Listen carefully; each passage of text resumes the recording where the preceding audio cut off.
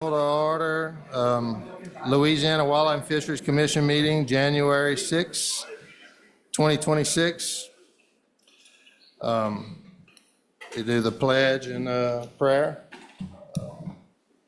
Commissioner Martin, will you lead us in the pledge? Let's hear it.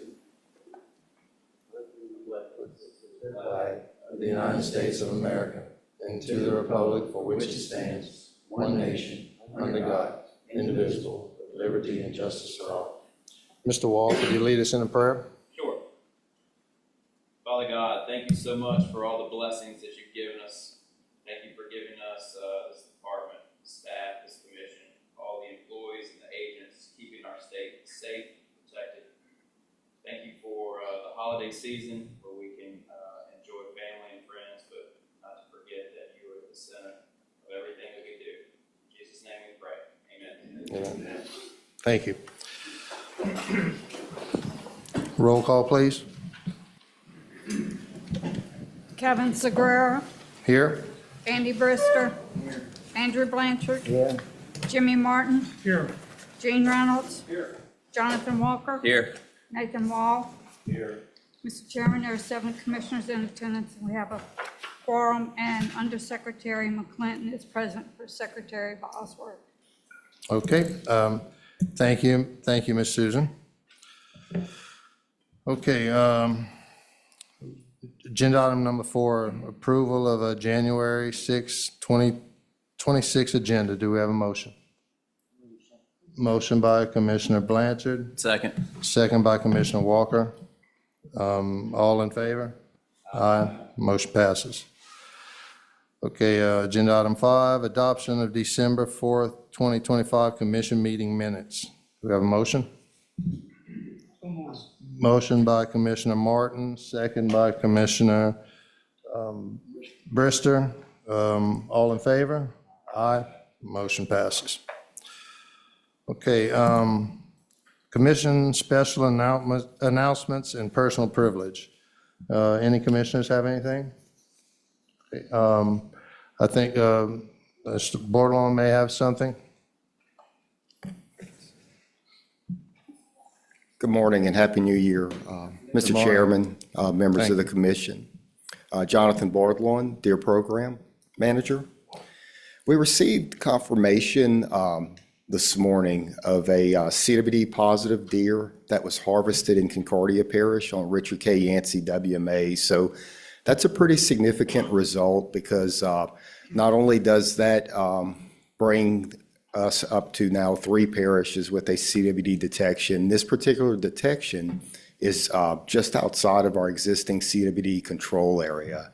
So as such, we're going to recommend a declaration of emergency to come. We're going to draft, put it together for review, consideration, and potential adoption, and likely will result in a change in our current CWD control area boundaries.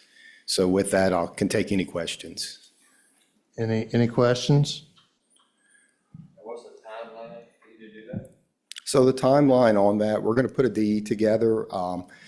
The Secretary Bosworth would be able to approve the DE, and it could become effective if that does happen between now and the next commission meeting, which is anticipated. Then during the February commission meeting, the commission then will have an opportunity to review that DE at that time. Okay, yes, the secretary has the right to do that, Commissioner Wall, and they said we can ratify it at February meeting. Any other questions? Thank you, Mr. Bordelon, appreciate it. It's sad news, but it's what we're dealing with. Okay, agenda item number 7, enforcement report, Captain Joey Thompson.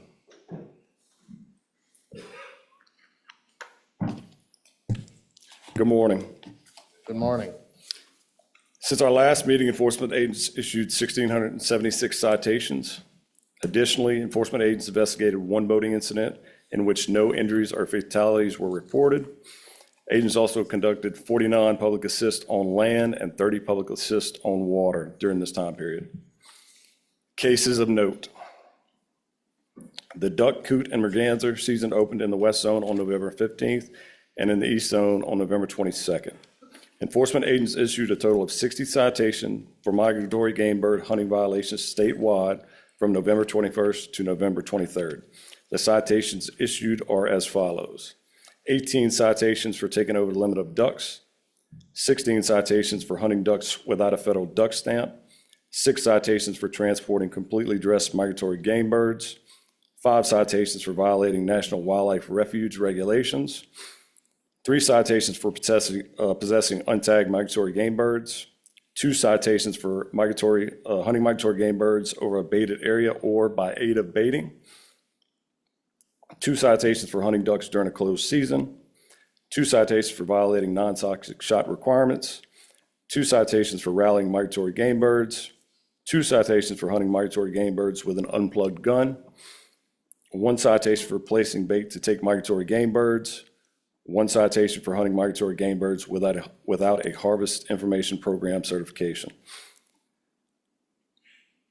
Taking over the limit of ducks, transporting completely dressed migratory game birds, possessing untagged migratory game birds, hunting ducks during a closed season, violating non-toxic shot requirements, rallying migratory game birds, and hunting migratory game birds with an unplugged gun brings a $400 to $950 fine and up to 120 days in jail for each offense.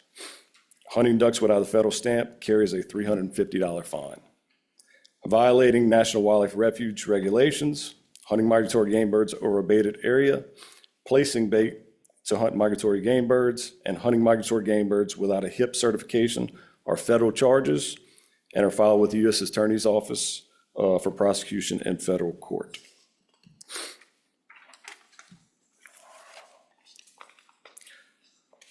On November 22nd, agents arrested a subject for illegal firearm possession and hunting violations in Union Parish. Agents arrested a Farmerville man for illegally possessing a firearm by a convicted felon, hunting deer during illegal hours, and hunting deer using illegal weapons and criminal trespassing. Agents received information about someone hunting during illegal hours off Lomond Drive in Union Parish. Agents set up surveillance on the area and observed the subject walking with a flashlight around 9 p.m. Agents then witnessed the subject use a climbing deer stand to climb about 10 feet up a highline pole. Agents made contact with the man who was wearing full camouflage and carrying a .22 caliber rimfire revolver, a .22 caliber rimfire rifle, rattling deer antlers, a deer call, a headlamp, deer scent, and a flashlight.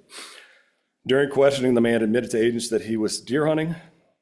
Agents also learned the subject was a convicted felon and not allowed to possess a firearm, and that the Union Parish Sheriff's Office had an active warrant out for his arrest for criminal trespassing. Agents arrested the subject and booked him into the Union Parish Jail. Illegal possession of a firearm by a convicted felon carries a $1,000 to $5,000 fine and 10 to 20 years in jail. Criminal trespassing brings a $100 to $500 fine and up to 30 days in jail. Hunting deer during illegal hours carries a $900 to $950 fine and up to 120 days in jail. Hunting deer using illegal weapons carries up to a $350 fine.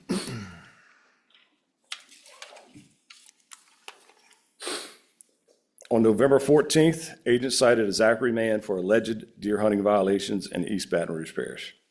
Agents cited the subject for hunting deer during illegal hours, take deer illegal methods, taking over the daily limit of deer, failing to tag deer, hunting while under license revocation, failing to validate deer, and hunting deer without possessing a basic and deer hunting license.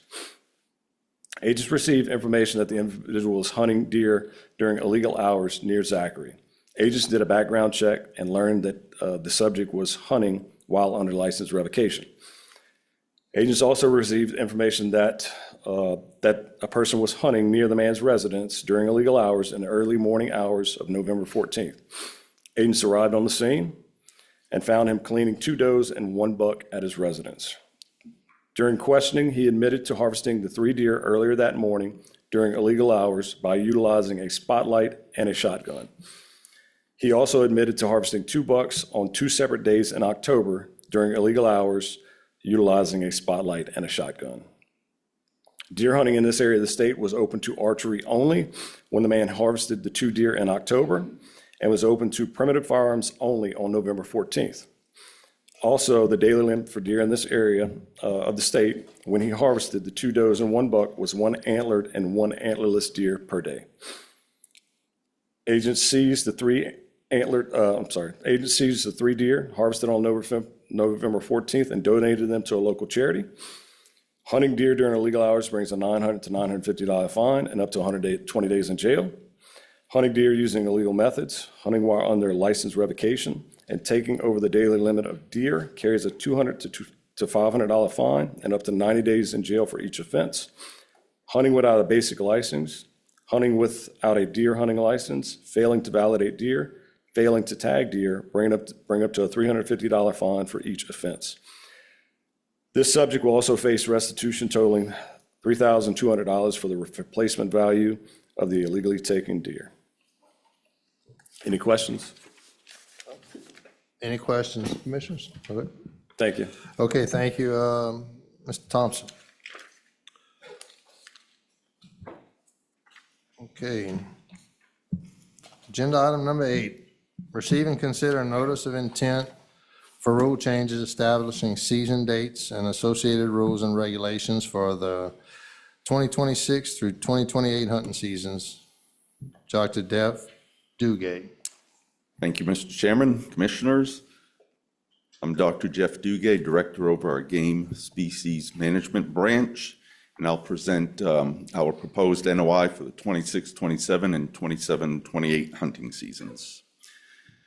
This will cover the resident game hunting seasons, general WMA hunting regs and rules, and migratory game bird seasons and bag limits.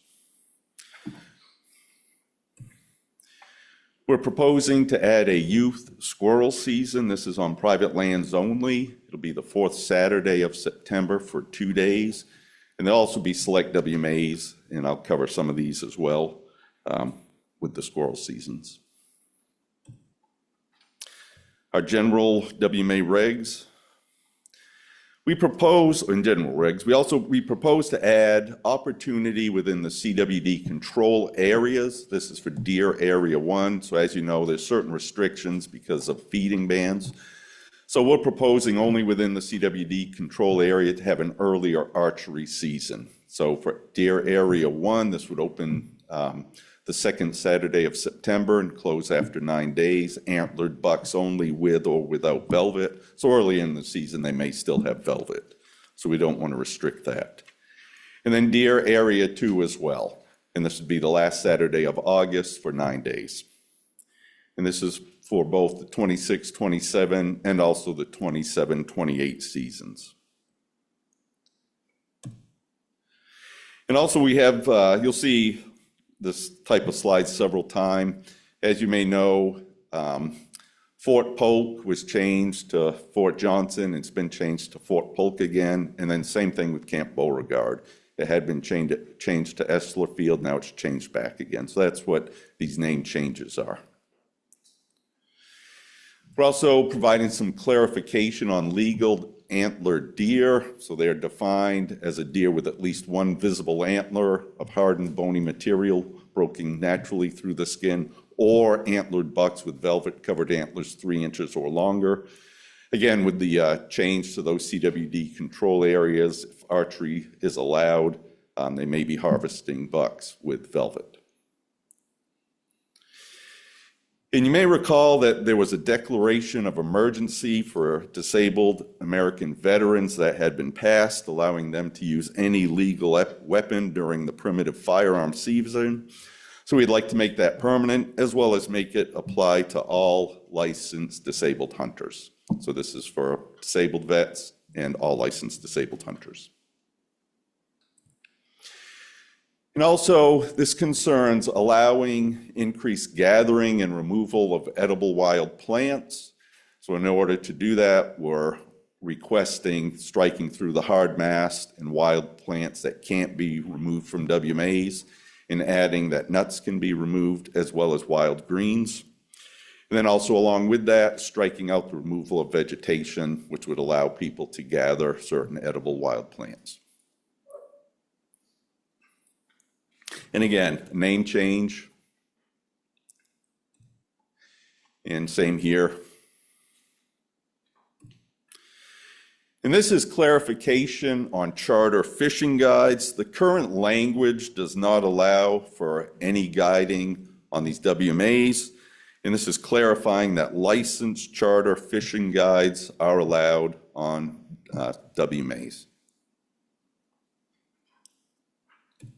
unless it's specifically prohibited. And this relates to that as well. So striking through that these cannot have commercial fishing guides. And we're also proposing to add some waterfowl sanctuaries. So these are areas, and they're designated as marked on depicted WMA maps, and I'll show these maps, as waterfowl sanctuary areas for Biloxi, Beff, and Russell Sage WMAs. And these would be closed to all public access and activity beginning November 1 through the final day of the conservation order for light geese in each of these respective locations. And I added this information right at the top. Ms. Susan probably going to give me a dirty look since it was after she had printed this off for you. So it's my fault. I apologize to Ms. Susan. I see this.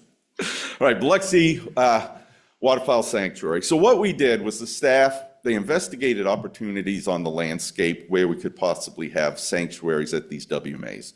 So what's around these WMAs on the landscape? You know, are there already sanctuaries or not? And we wanted to add some where there were not sanctuaries.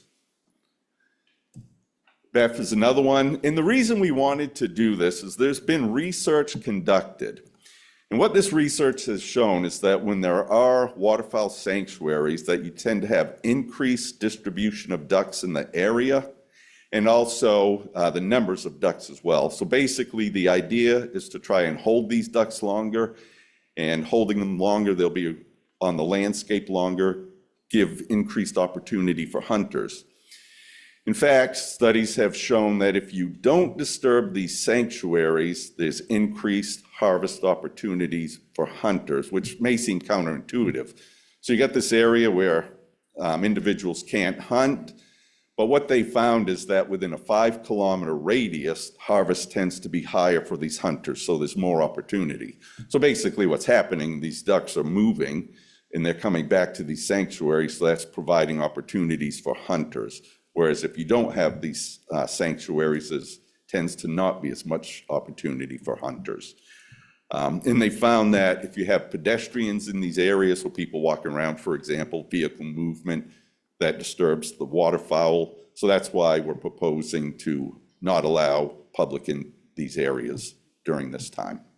So having these sanctuaries across the landscape, the idea is it'll hold ducks longer, may increase numbers, and provide increased opportunity for hunters within this 5-kilometer radius, basically.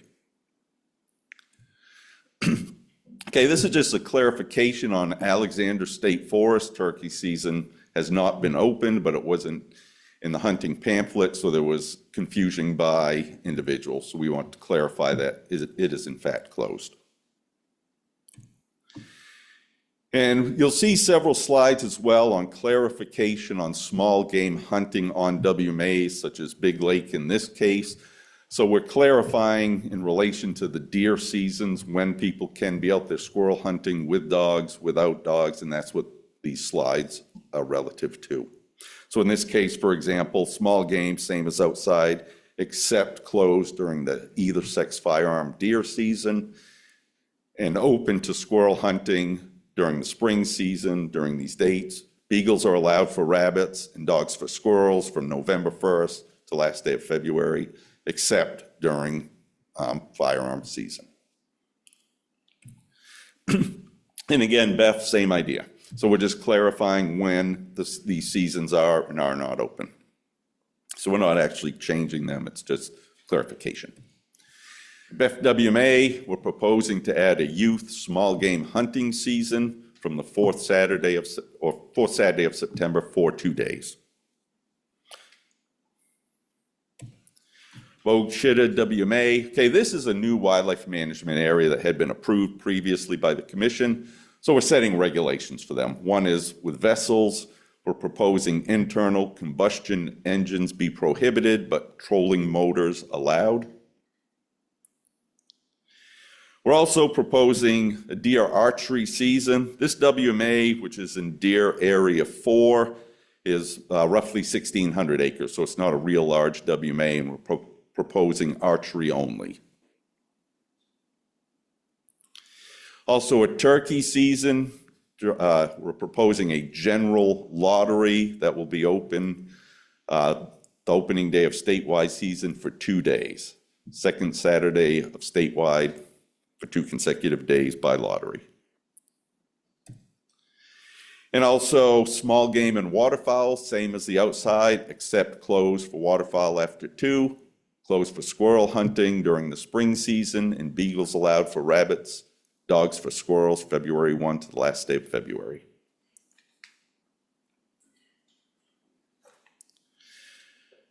And also proposing to have a raccoon season as well, February 1 to the last day of February. And another name change. And clarification, again, this is on Dewey Wills WMA for small game hunting. Flatwood Savannah WMA, that's another WMA that the commission had approved. And again, we're setting the hunting seasons for this. This WMA is in Allen Parish, and it's 426 acres, and we're proposing archery only, either sex, and the same as outside. Small game regulations, same as outside, open to squirrels during the spring season, first Saturday of May for 9 days, with or without dogs. And then beagles allowed for rabbits, dogs for squirrel hunting, first Saturday of January to last day of February. And another name change. And same here. And this is just cleaning up some language.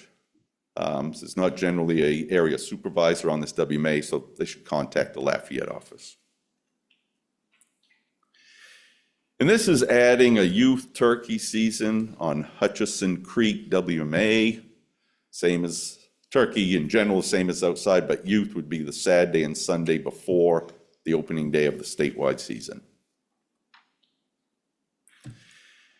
And with J.C. Sonny Gilbert, the youth has been lottery, but we're proposing just to make it open to the youth because there were not a lot of applicants for a lottery season. And this is providing youth turkey season on Lake Ramsey WMA. It'd be the Saturday and Sunday before the opening day of the statewide season. And on Pearl River WMA, another clarification for small game hunting on this WMA. In this one, Point of Shin WMA, this is just clarification of a certain location where they can go with their vessels in an area known as Cutoff Canal. We added that in. And this is just changing a phone number for contacting the WMA. And this is adding opportunity at Pomme de Terre Wildlife Management Area. So we're increasing primitive firearms season, adding in, proposing the third Saturday of January for 2 days. And this is just cleaning up some language. Small game hunting on Richard K. Yancey WMA. Again, same thing, clarifying small game hunting opportunities. And same thing with Russell Sage. And this is clarification on small game hunting on Sandy Hollow. So there's an area known as the small game emphasis area. And the next slide you see, we're scratching it off. So next slide, it has it listed under the youth, and it should have been in this location. So we're just moving it, is what we're doing. So this is where we're striking it through under the youth squirrel. Small game hunting on Sherburne, again, cleaning up language on this, clarifying when they can hunt small game without dogs. And this is just more cleaning up related to that same thing. And same here, cleaning up some language on our ranges. Youth turkey season, Tangipahoa Parish School Board, adding a youth season Saturday and Sunday before the opening day of the statewide season. And then next is modification of primitive firearm dates on Tunica Hill. So instead of the second, moving it to the third Saturday. And then also changing when there are 5 Saturdays in December, instead of the third, it'll open the 4th. And clarification of turkey seasons on Tunica Hills. So this is already a regulation, we're just clarifying it, that when the statewide season opens on Good Friday, instead of 9 days, it's a 10-day turkey season. And West Bay WMA, same as the others in terms of clarification on the small game seasons. And another name change. And same here as well, a name change. And another one. So there's a lot of slides, but it's pretty fast because it doesn't take any time to talk about a name change. Okay, migratory bird seasons. Okay, a lot of these are actually, for the most part, they're calendar adjustments. Mourning doves, white-winged doves, and so on. Okay, this is a calendar adjustment. So we open the first full weekend in September as we're proposing again here. And the bag limits, 15 daily, aggregate 45. Those are staying the same as what we're proposing. Woodcock, that's always December 18, January 31. Woodcock hunters like to hunt as late in the season as the feds allow, which is January 31. So there tend to be more birds around then. Teal season, that's a calendar adjustment. Black-bellied whistling duck, so this is an exciting one. This was something, the governor was interested in, our agency was interested in, so we had proposed it, Fish and Wildlife Service. And the service has passed the regulations, and it just needs to be finalized and published. So what we are proposing, and what we had proposed to them for the black-bellied whistling duck, is it's an October 3 to 11 season. And the daily bag limit is 4 birds with a possession limit of 8 birds. And at the end, I have some more information that I'll provide you on this as well. As far as king rails, clapper rails, calendar adjustment on these as well. And also Sora and Virginia rails. And then gallinules, another adjustment. But on these, we go as long as the feds allow us on these species. Snipes.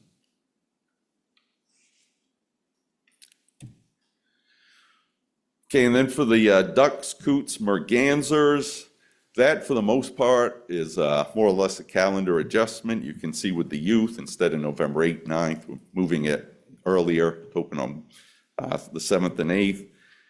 And then also, this is West Zone, November 14th to December 6th, and December 19th to January 24 are the proposed dates. And then the East Zone for the youth, November 14th, February 6th, and then November 21, December 6th, and December 19th to January 31. And when we did our survey, you may recall, and we had last year surveyed waterfowl hunters, and a lot of them were pretty happy with what we had for these seasons. So this is more or less an adjustment reflective on what they, what they preferred. Dr. D, excuse me. Just want to make sure, you said youth. I just want to make sure it's youth and veterans. Yes, youth just and to make sure veterans. that clarification. Yes, thank you. That's correct. I left that off. That's youth and veterans for both. Light geese, snow, blue, Rosses, white-fronted geese. So again, you see these are pretty much just calendar adjustments on these. The East Zone, West Zone, November 14, December 6th, and then December 19th to February 7th. Canada geese, east and west zone dates, they're the same. November 14th to December 6th and December 19th to February 7th. And then the conservation order dates. So those, again, they're fairly similar to last year. And again, when we did our survey and we asked the hunters conservation order as well, what are your preferences? So this was based, on these preferences.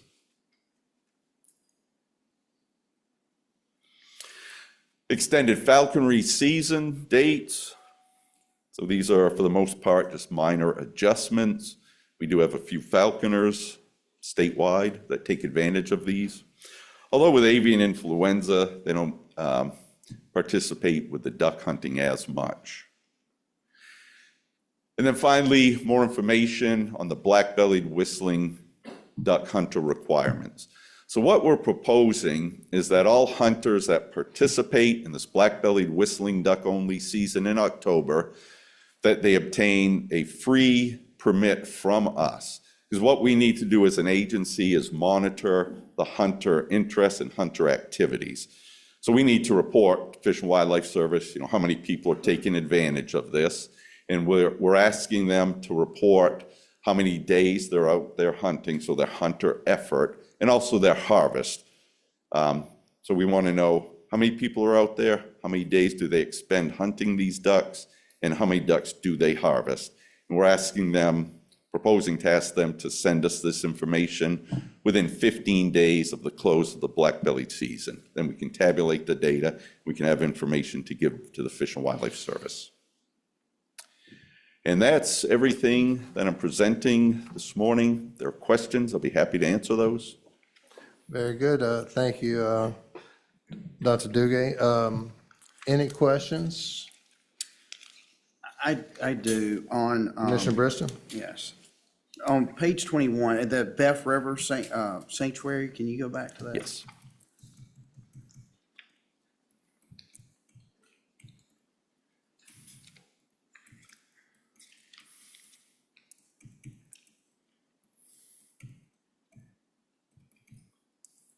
There we go. Is that what they, and maybe you don't know this, but is that what they call Crowfield? I don't No know. idea. Tommy may know. Yes, sir, that is in the Crowfield, and that was, it was the historic refuge. Life is a big circle. We got too much pressure about having it a refuge because it was holding too many ducks, and the public wanted to take it out of a refuge, so we removed it. And now, as Dr. Duguay said, research is indicating invalid sanctuary is the way to go. So we were proposing to put that historic refuge back into from a refuge to an invalid sanctuary, but it is the Crowfield. I had somebody talk to me about that very thing a few months ago.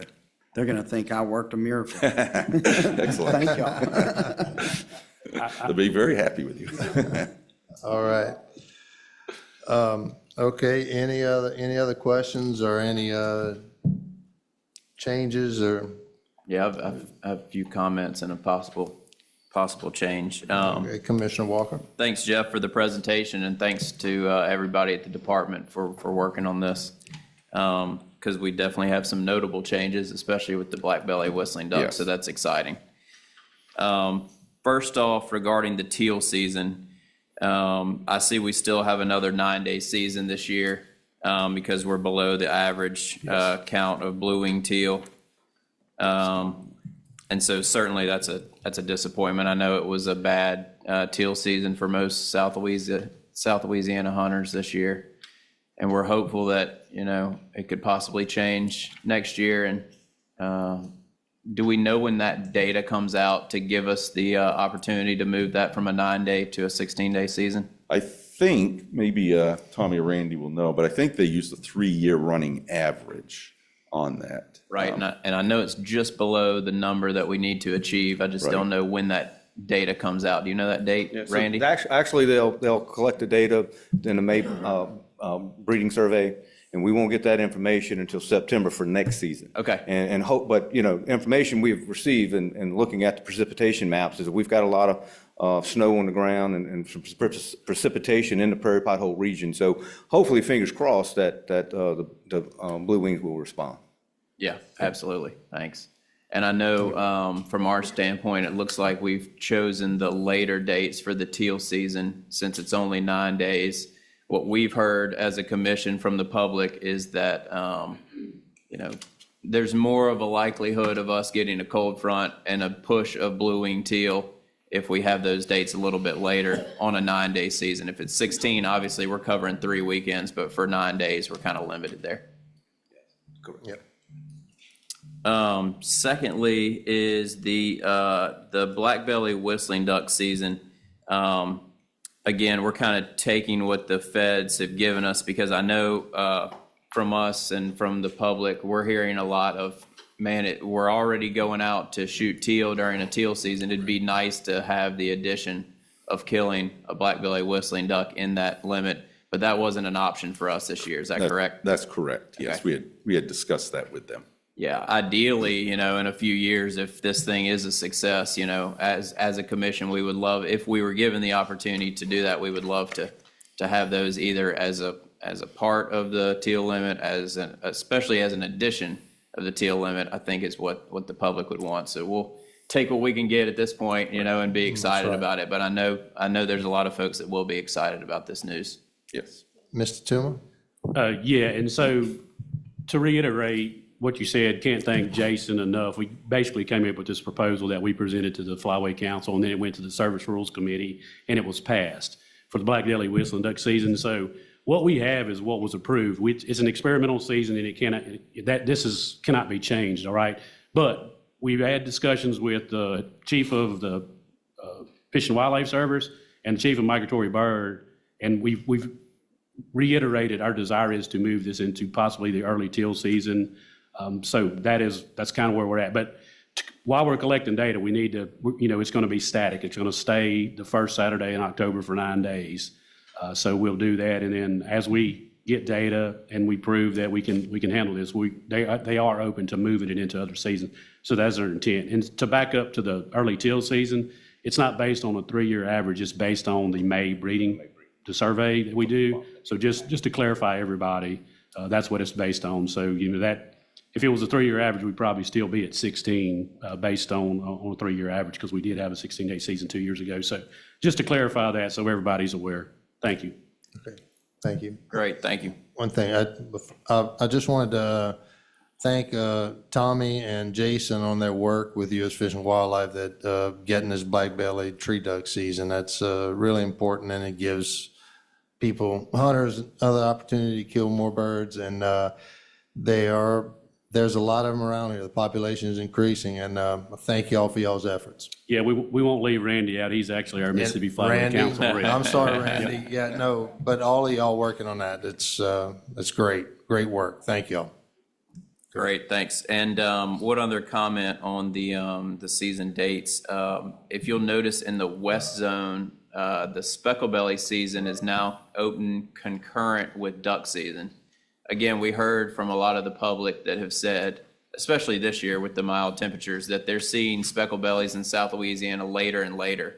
And since we can move speckled belly season into February as opposed to having to stop ducks at the end of January, we're going to give the West Zone the opportunity to not interfere with Youth Day, opening a little bit earlier in November, but open that speckled belly season the same as duck season, and then moving that spec season later in the year to where people can shoot specs into February. And I think this year will be a perfect example because from what I've heard in South Louisiana, people are just now shooting good numbers of speckled bellies in South Louisiana. So again, this is subject to public, nothing final yet, but we wanted to give that a try.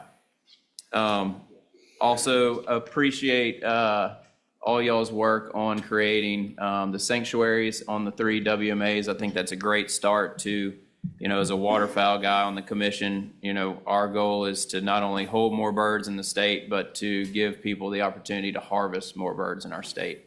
And I think that's a great start for the hunters in Louisiana. And That being said, I do want to ask the department if we could come up with a potpourri amendment to take a look at some WMAs in our state where there's not a huge amount of fishing and duck hunting conflict, and possibly on those WMAs look at getting internal combustion engines off the water at noon instead of 2 p.m. Because right now what we're hearing is folks are done hunting the morning hunt and then they're taking their outboard motors or their surface drives and they're driving all over the WMAs and flushing every single duck out of there. And again, if we're trying to hold more birds in our state and create more opportunities for duck hunters, I think this would be a good rule, and some of our neighboring states have implemented this. So something to the effect of November 1st to January 31st on those WMAs where there's not huge waterfowl and fishing conflict. I'd like to see that potpourri amendment created. So you'd like to make a motion to do that, and then, are you? If that's the protocol, Cole, could you clarify that for me? Sure. So just kind of as a reminder to everybody, y'all have kind of 3 bites at the apple when we're doing these. This is your first opportunity to kind of set the table, right? So whatever changes y'all make at this meeting is what gets published as the notice of intent. Thereafter, you'll have 2 opportunities in February and March to do conditional amendments, and then we'll put those out for public comment in April. In May, you come back and vote those up or down. So that's kind of the protocol. If you want to set the table and have your proposal as a noon closure as opposed to the 2 p.m., you can go ahead and make that change now, and then we'll put that as part of the NOI that gets published. Gotcha. If you want to wait and see it in February, we can have that prepared as a potpourri, as a conditional amendment. So Okay. your preference. Gotcha. Mr. Toomey, you got anything? Yeah, my preference would be to, I don't know that we need action. If he's instructing us or asking us to bring appropriate amendment for the waterfowl impoundments, limited access, we can do that. There is a conflict with the current 2 p.m. closure right now, so I'm assuming there's going to be another change. Because right now, if we're doing it, I'm assuming he's going to make another change. Is that correct, Mr. Walker? Correct. Okay. So what I'd like to do is wait then. I'd like the department to come up with a potpourri amendment, and what we'll do is we'll amend, if there's any other amendments, I think Commissioner Brister may have an amendment on deer. Well, let's pass the NOI today, and then let's ask the department to create a potpourri amendment for Okay, next so month, if that's I okay. think there's 2 actions is what I'm saying. You were wanting to move the closure from 2 p.m. to noon. You can do that today. What I'm asking is your request for the department to bring a potpourri amendment to look at access prohibitions on waterfowl impoundments that do not conflict with fishing areas. I would request that wait till next month so we can get the staff time to look at what we're, find those impoundments that do not conflict with fishing. So if you were so inclined to make a motion to do the noon closure today, I prefer that go in today where Ms. Susan would not have to do the potpourri paperwork on that. Okay, great. Yeah, Thank you. that works for me. So I would like to make a motion on WMAs to have the internal combustion engines off of the WMAs starting at noon instead of 2 p.m. I think I'm going to interrupt you. I think you want the waterfowl closure from 2 p.m. to noon on those areas That closes except for Passalute and Correct. Right. and Atchafalaya Delta. Right.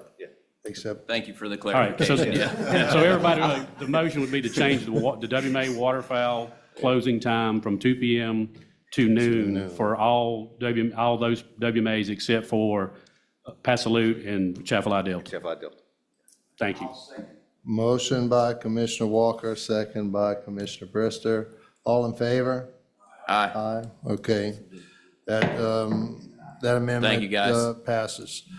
And then I think Commissioner Brister may have some amendments. Yeah, I do. I have a comment first. I appreciate y'all trying to enhance the duck hunting opportunities on the public land. The Mississippi flyway, which Randy's the expert on, I guess, is completely changed because of the farming is done in the Delta of Louisiana and the Delta of Mississippi as well. and because of the farming practices. So there's more pressure on our WMAs, and appreciate the department's commitment to try to enhance that ability for the public to have a place to hunt, because it's getting pretty dire up there when it comes to duck hunting opportunity. But that's just a comment. One thing that I wanted to change, even before I got on the commission, Area 1 is the Louisiana Delta. That's the area that I'm in. Starts the Arkansas line and follows the Mississippi River floodplain down to Natchez through Concordia Parish. And I have a lot of comments about trying to get the deer, male deer age up. And I've had 3 years of talking to hunters, trying to figure out a way to do that, talking to the department, trying to come up with the best plan for that. And the thing that I think most people are obviously in favor of trying to do this, accomplish this, trying to get the male age up on a deer. The way to accomplish that, I think the path of least resistance is not to go with horn restrictions, but to cut back one antlered deer tag. So the amendment that I'm offering on that issue is to, in Area 1 only, this would only affect the Louisiana Delta area, Area 1, one antlered deer, one either sex deer, and 4 doe, or 4 antlerless deer. That's the offered amendment on that issue. I think it also, we have a really problem, and we're working on the task force with CWD with overpopulation in those areas, people just not wanting to shoot the antlerless deer, and hopefully this will influence people to take more antlerless deer as well. Do I need both amendments at the same time? Let's do them one at a time. One at a time. Okay, so I would you have offer them. that amendment at this time. Okay, that's amendment by Commissioner Brister. It's seconded by Commissioner Blanchard. All in favor? Aye. Okay, that amendment passes. Commissioner Brister? One more. When it comes to WMAs, one of the things that's concerned me is the average buck age or antlered deer age. I think it's 1.5 years on the Bayou Mason, which is the one in East Carroll Parish where I am. So I did a lot of talking over the last 3 years to hunters and the biologists and so forth, trying to figure out what can we do to rearrange that to make it a little bit more accessible to an older age buck than that. So in some of my conversations with folks, the idea of moving the primitive weapon season earlier in the season would do a long way towards that. The folks down in Concordia Parish asked me to do that for the ants, part of the Yancey as well. But when we found that CWD positive a couple of months or so ago and the confirmation today, I'm going to stay away from that because the task force is going to be working on those issues as well. So I'm only offering that for one WMA. It's the Bayou Mason WMA.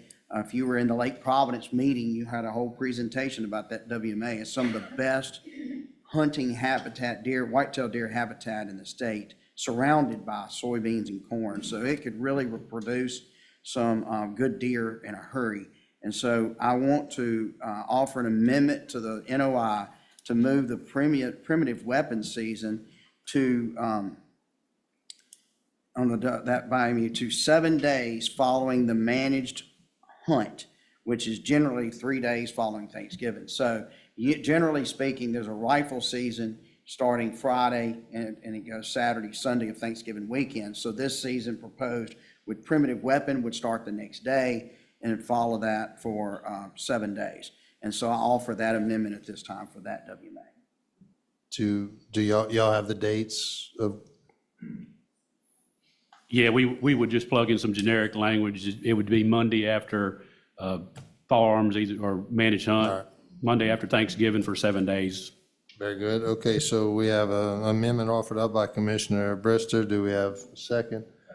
Second by Commissioner Blanchard. All in favor? Aye. Okay, that amendment passes. Thank you. Okay, any other amendments? I'd like to commend the department and all the staff for youth investment. I think that's very, very valuable for our state and for getting new hunters in the woods and fishing. That's a key component for me is the youth and the veterans. So the more opportunities we can give them without competition from adults, but having that opportunity for the adults to go with the youth focused on them, not themselves, is a win-win. So good job. Thank you, Commissioner Wall. Okay, Commissioner Brister? So just one more question. The drone regulations, are those in the NOI or is that something in a different area? No, we don't have any drone regulations in the NOI.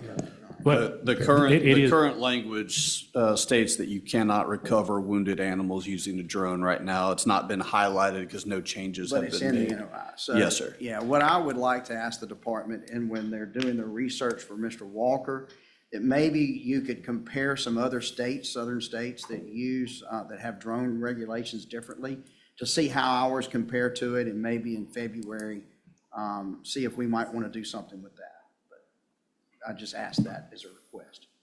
Okay. Thank you. Andy, what's your suggestion or what's your thought on? Is Well, it just for recovery or? Yeah, well, it got really confusing. I think what we're having to tell the drone operators now, you see the wounded animal, well, you go to look for the animal.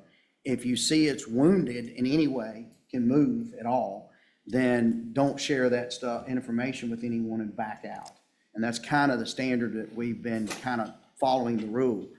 But it is fuzzy, and I think some other states have made some rules to clarify that a little better.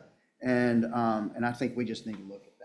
So our drone operators aren't in fear, as much as they are now. And we ran into that. We're trying to recover a bear last year. That became a real problem. So anyway, we'll look at it. I just want to look at it. Very good. Thank you. Okay. Mr. Chair, if I may. Yes. Just based on some information, this is just a PSA.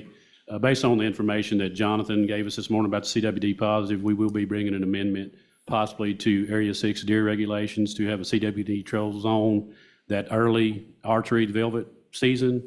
In all likelihood, I'm just letting y'all know in case, and letting the public know, in all likelihood, that new CWD control zone will be in Area 1, 2, overlapping the 2 existing control zones, or at least in the Area 1, but it's probably most likely going to hit Area 6 also. So just FYI on the southern end. Okay. Okay. Other questions or comments? We entertain a motion to accept the amended NOI on the season dates. Okay. A motion by Commissioner Blanchard, a second by Commissioner Martin. Any all in favor? Aye. Motion passes. Thank you, Dr. Thank you, Dugan. Commissioners. Okay, agenda item number 9. Receive a presentation on a 6-month comparison of saltwater electrofishing sampling to traditional seine sampling in saltwater areas of Barataria Bay. Chris Sheebley. Thank you, Mr. Chair, and good morning, members of the commission. I feel like more times than not, we come to you with bad news and ask you to make difficult decisions. So today I'm bringing you some positive news, and I'm kind of excited that we get to show you the latest data, if it's only 6 months, but also what we've been doing here.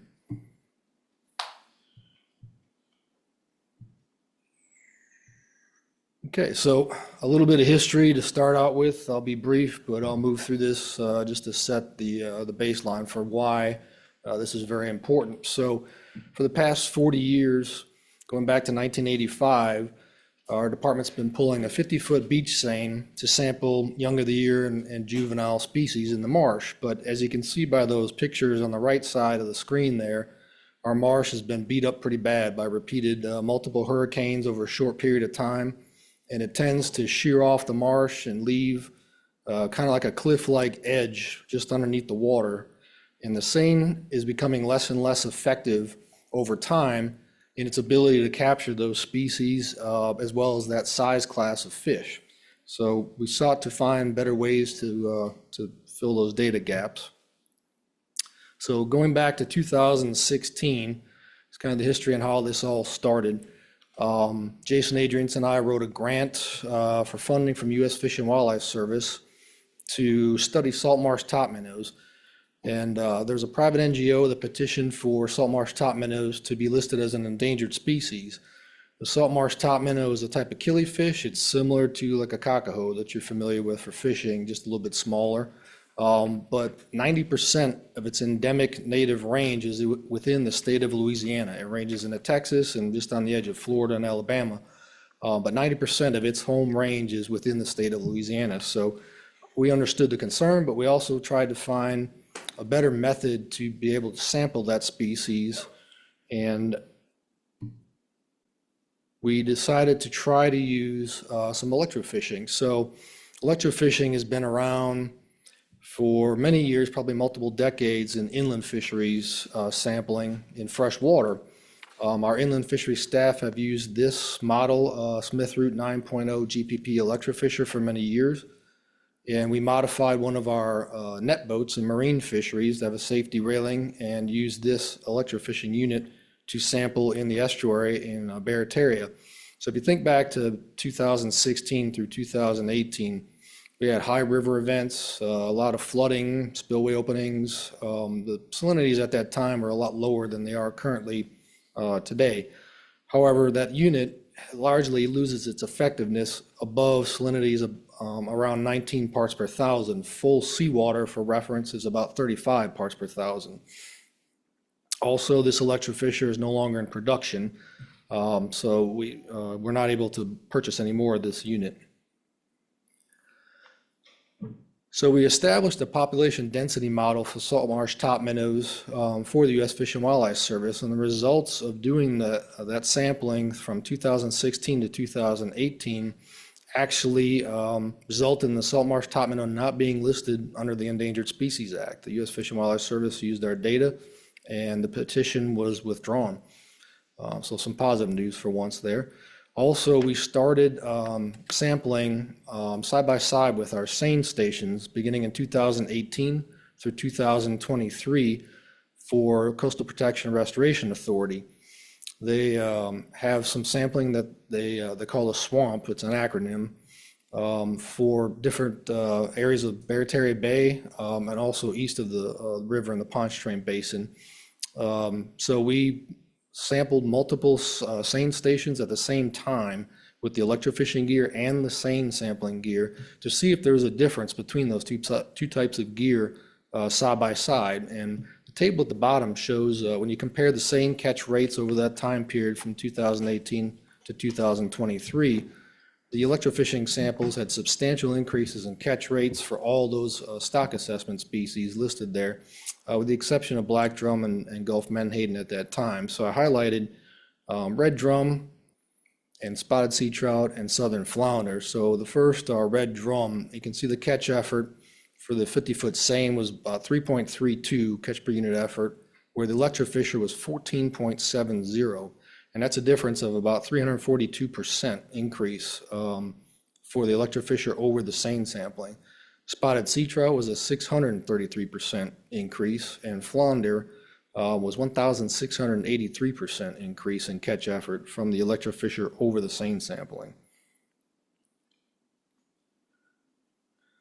So shortly after we completed the sampling for CPRA, that ended with that former electrofisher, but we became aware of some new technology from a company called Midwest Lake. They produced an electrofisher unit called the Infinity. It was the first of its kind, for sure in the United States, possibly the world, that could actually electrofish in full seawater. We got the opportunity to go test a prototype back in 2023 over in Lake Charles. At the time, Calcasieu Lake was full salinity. It was a drought year, high salinities, and we had full 35 parts per thousand seawater in Calcasieu Lake at the time. And we sampled with the electrofisher at the same locations that seine samples were pulled. And we wanted to see if there was a difference in species abundance as well as the species richness at each of those stations compared to the seines, just to test out if this actually was going to do what we thought it would do. So We want to be able to fill data gaps with relation to our juvenile and young of the year stock assessment species, to develop a statewide young of the year and juvenile indices of abundance for those stock assessment species. And it would also inform recruitment and year class strength for our stock assessments where we're missing that information. So lo and behold, some of the samples, it was very simple test, but it did show a big significant difference in the catch per unit effort for those stock assessment species, as well as a significantly higher overall abundance or biomass compared to the same samples at those same stations. And you can see some photos here show a spotted sea trout juvenile on the left, as well as red drum, young of the year, and a juvenile in the middle picture there. So two different cohorts. And then most interesting, the last picture are menhaden, but the samples actually pulled up multiple size cohorts of menhaden at the same time, which typically our seine samples don't get. They either get one size class or another at a typical point in time, but not multiples at the same time. So this year, the first production model of the Midwest Lake Infinity electrofisher was delivered to the department in July. And we began sampling 16 of our established seine stations that we have in the Barataria Basin only, beginning in July for the past 6 months up till now, to see how this benchmarks to the seine stations that we're currently sampling at the same time. And for illustrative purposes, there's a couple pictures on the right there show young of the year spotted sea trout laying on the measuring board, as well as the bottom picture is a juvenile from this year's spawn class. So that was probably a fish that was spawned sometime in April or May, but you can see it's barely over an inch long. So it's picking up all range of sizes of these species as well as the numbers. And what I'd like to point out is the sampling methodology. So we go to a seine site with this boat. We sample 3 90-second pulses. So the electrofisher's on for 90 seconds. It's turned off. That's a sample. Then we do another 90 and then another 90. So it's a replicate sampling design. Gives us 3 samples for a site that are collectively averaged together, but it's a repeated measures design. So that picture on the right side up there with those spotted sea trout, that's one sample from 90 seconds. There's that many sea trout coming up in a 90-second sample, which is remarkable.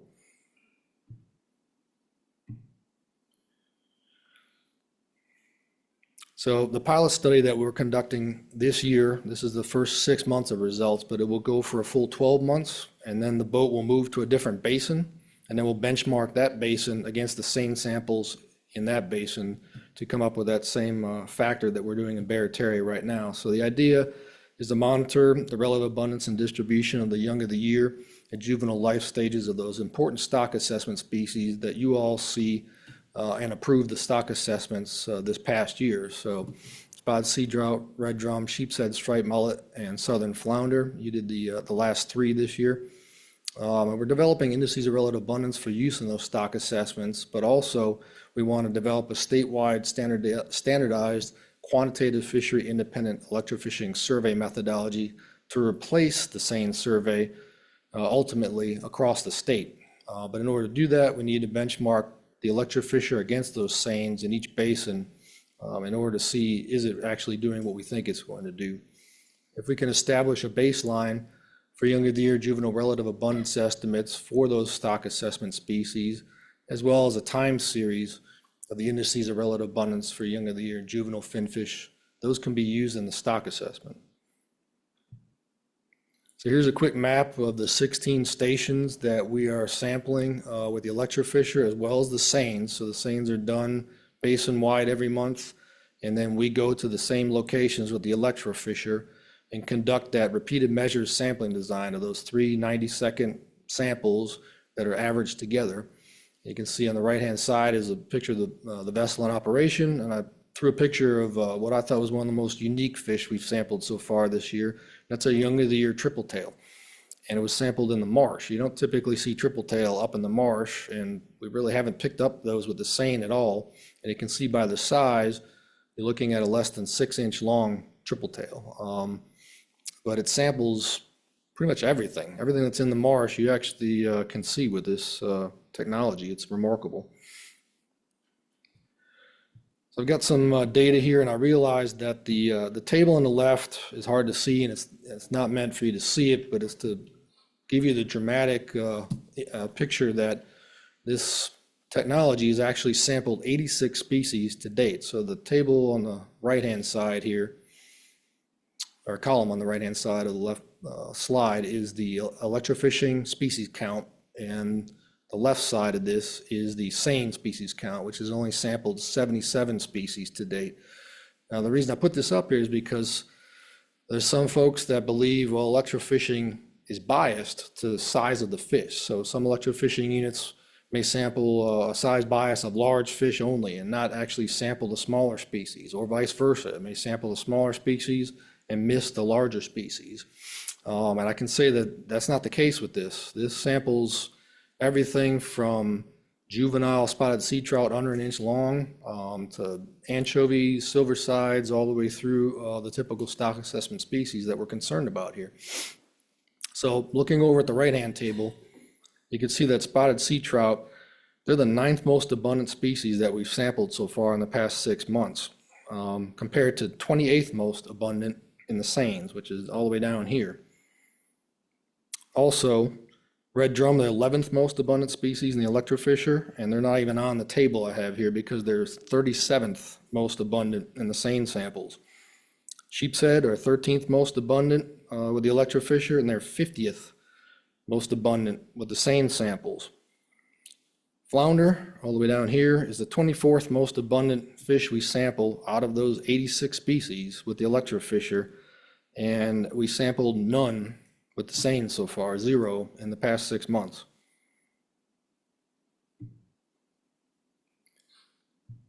So this is a similar table to what I showed you earlier for the historical data. This is a percent change comparison of the catch effort between the seines and the electrofisher over the past 6 months. So spotted sea trout catch effort for the seine is about 0.28 CPUE per haul, where the electrofisher is 4.28. So that equals 1,422% change of the electrofisher over the seines in species abundance. Red drum, 0.11. Electrofisher is 2.61. That's a 2,182% change with the electrofisher over the seines. Sheepshead, 0.04. 1.35 with the electrofisher, 3,150%. I told you flounder, we didn't catch any, so there's a big 0 over here with the seines, but the catch effort is 0.57. It doesn't give you the percent change because you'd have to divide by 0, and that doesn't work. And in black drum, 0.08 and 0.35, and it's a 325% increase with the electrofisher. But I put a few pictures down here because I wanted to point out, especially on the left-hand side here, one of the other benefits of the electrofisher that I didn't realize until we actually started doing this is that the majority of the fish that we sample, because we're only sampling for 90 seconds, they go in a tub of water on the boat, then they're measured and weighed on the boat. If they're big enough to be able to be weighed on the boat, they're released alive. So I would say, I estimate, I don't have any numbers on this, but about 70% of what we're sampling out there is going back in the water. So all these little guys, these trout here, that typically, had we caught them in the seine, they'd have baked in the sun or been balled up in the mud up in the marsh until we were able to pick them all out of all that stuff. They wouldn't have made it. These are all surviving. So they're going back in the water for you all to catch a year from now. So here's some data on size of bins, because I wanted to emphasize the point that I made earlier about how some folks think electrofishing is size biased, and it's not. And here's a good example with spotted sea trout size groups. So down here on the y-axis, this is 0, 1, 2, 3, 4. These are inch groups. So 0 is any fish that's under an inch, of course, and then up to 1 inch, up to 2 inch, up to 3 inches. And then the bars are the percent of the total catch in each of those size groups, right? And then I circled these are your slot sizes. So 13-inch minimum for the trout and the 20-inch with 2 over.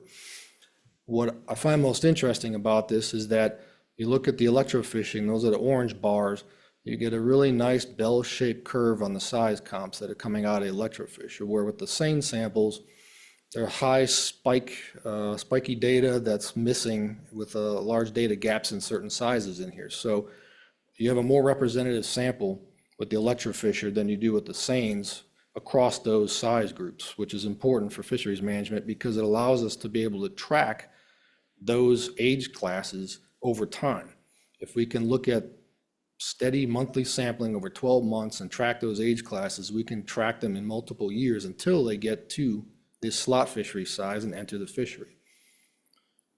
And a couple examples over here. So this is a good size range of trout. We catch that size as well as that size. And these are juvenile trout from this year that were spawned.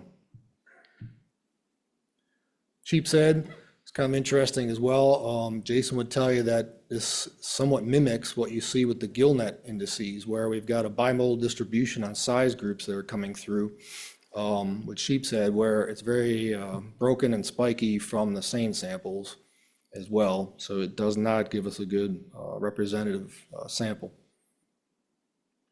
Black drum size groups, I've probably seen more juvenile and young of the year black drum with the electrofish than I've ever seen with the seines. So it does a really good job of identifying those for us. And you can see again, you've got a nice bell-shaped pattern here to the distribution of the size groups for the electrofisher versus the seines as well. Red drum size groups, this is very interesting because again, you get a bell-shaped curve here all the way out to basically 32-inch redfish. So anywhere from this size to this size to this is one that was spawned this year. And it's just under 3 inches in total length. It would have been probably spawned within a month to a month and a half prior to us sampling that. So we're able to track a fish this size through next year when it becomes this size, and then ultimately here at about 2.5 to 3 years old. This gap is interesting because it doesn't mean that we're not sampling them. It has to do with when we started. So we started sampling in July and we finished up with this data in January. Most of the redfish that we started sampling were around this size range by July already. We will fill this gap as we sample through the winter and into the spring because redfish were spawned from August through October. So you'll start to see these size groups get filled in with data over the next few months. It's not because we're not sampling them. And last but not least, flounder. I like to point out there's no blue bars because we didn't catch any with the seines for 6 months. However, we got a pretty good distribution in size range on flounder as well as total number over those 6 months. And some pictures here to show different sizes, all from 1/92nd sample right there, are those three, which I find is really interesting. And it wasn't that they were just lumped up in certain spaces. We sampled flounder over the entire estuary. So what are the benefits of all this? So ultimately, it's for proactive fisheries management versus reactive. Typically, fisheries management based on the current limitations of data sets is very reactive. As you probably remember seeing these two graphs down here. So this is a spawning stock biomass for female spotted sea trout. And you remember we had to change regulations in order to correct this curve and try to get it above limit for sure and above target before you see the next assessment in 2027. But if you notice, this is done over 5-year periods, right? So we work in these 5-year increments.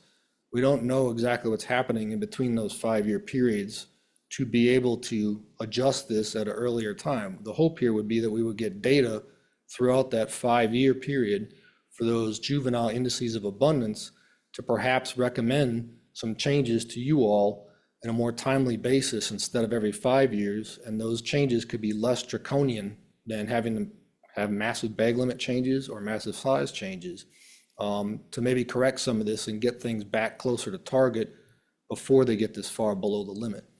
Also, this is the winter kill index that you saw this past year after the freeze we had last January, a year ago.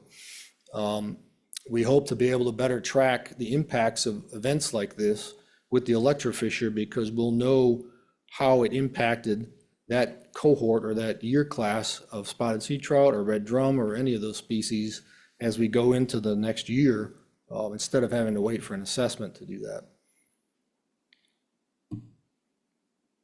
Some other expected benefits, we really have no other methodology or sampling technique to sample living shorelines that are being put in or riprap like this that the coastal restoration projects seem to be moving towards that type of habitat.